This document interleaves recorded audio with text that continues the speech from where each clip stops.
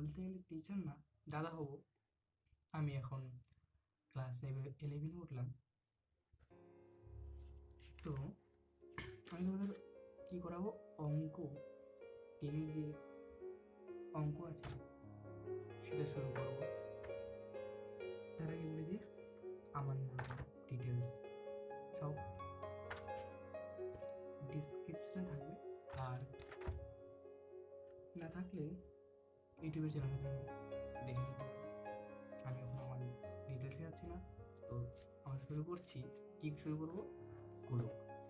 গোলক কি? আমার চ্যাপ্টারটা তো সূচিপত্রই হারিয়ে গেছে। থাক, গোলকটা বার করি। আচ্ছা, গোলক কি? তোমরা বল দেখেছো? খেলার বল, ফুটবল। পৃথিবী দেখেছো? পৃথিবী তো ডিম্বাকার, ওই ডিম্বাকৃতির মতো। ওটা কিন্তু গোলক না। ফুটবল, হ্যাঁ ফুটবল হতে পারে গোলক।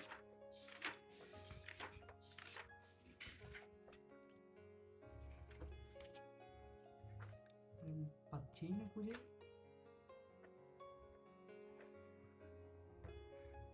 গোলক ভাই কোথায় গেলি, আয়। পেয়ে গেছি। অর্ধ গোলক। গোলক, গোলক কি? গোলক বলবো যে একটি ঘনবস্তু। ঘনবস্তু জানো কি? ঘনবস্তু মানে ঘনবস্তু বলতে গেলে ওই বললাম যে আমরা ওই ঘনক দেখছি, মানে বর্গক্ষেত্রের মতো আয়তক্ষেত্র, সবগুলোই ঘনক। তারপর হচ্ছে টেবিল বাক্স, তাও ঘনক, মানে ঘনক আকৃতির ঘনবস্তু।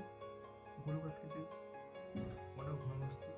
গোলক, বর্গক্ষেত্র, আয়তক্ষেত্র, যে কোনো প্রকারের হতে পারে ঘনবস্তু। তো গোলক একটা ঘনবস্তু। তো গোলকের সংজ্ঞা বলতে পারি যে গোলকের একটা তল কি? গোলক আমরা জানি তল কত প্রকার, সমতল ও বক্রতল। সমতল ও বক্রতল, তার মধ্যে গোলকে কি আছে? বক্রতল আছে একটাই। তো তাহলে বলতে পারি যে একটি বক্রতল বিশিষ্ট ঘনবস্তুকে বলা হয় গোলক। এটা হচ্ছে গোলকের ডেফিনেশন বা সংজ্ঞা। গোলকের একটি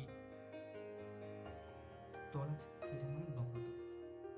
এখানে দেখতে পারো তোমরা, আছে গোলকের বেষ্টি তল, এখানে একটি তল ও বক্রতল, যেটা হচ্ছে বক্রতল। গোলক হচ্ছে, যদি আমরা আরো ভালোভাবে বলি, একটি অক্ষকে, এটা অক্ষ,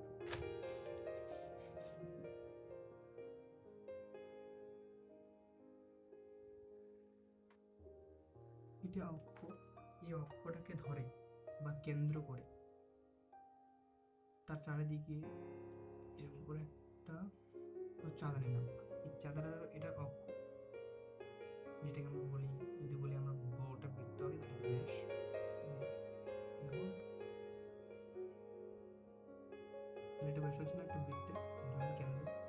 এই ব্যাসকে কেন্দ্র করে বা এই অক্ষটাকে কেন্দ্র করে একবার পূর্ণ আবর্তনে, চাঁদের একবার পূর্ণ আবর্তনে যে ঘনবস্তু পাওয়া যায়, সেই ঘনবস্তুটার নাম হচ্ছে গোলক।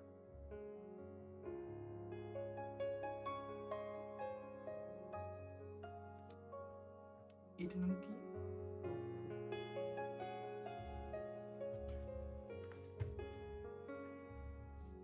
এটা কেন্দ্র। কেন্দ্র সাধারণত আসে না গোলক, কেটে আসে মাঝে মাঝে। আমরা দেখব যে গোলক আবার অর্ধগোলক হতে পারে, আবার এটা হচ্ছে পূর্ণগোলক।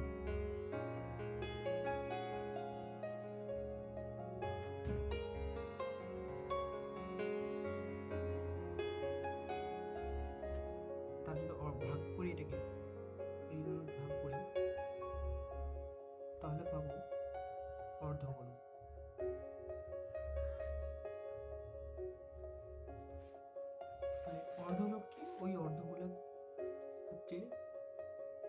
চাঁদাটাকে বলা হয়, আমরা বলতে পারি অর্ধগোলকের একটা অংশ, চাঁদার মতন দেখতে লাগে চাঁদা।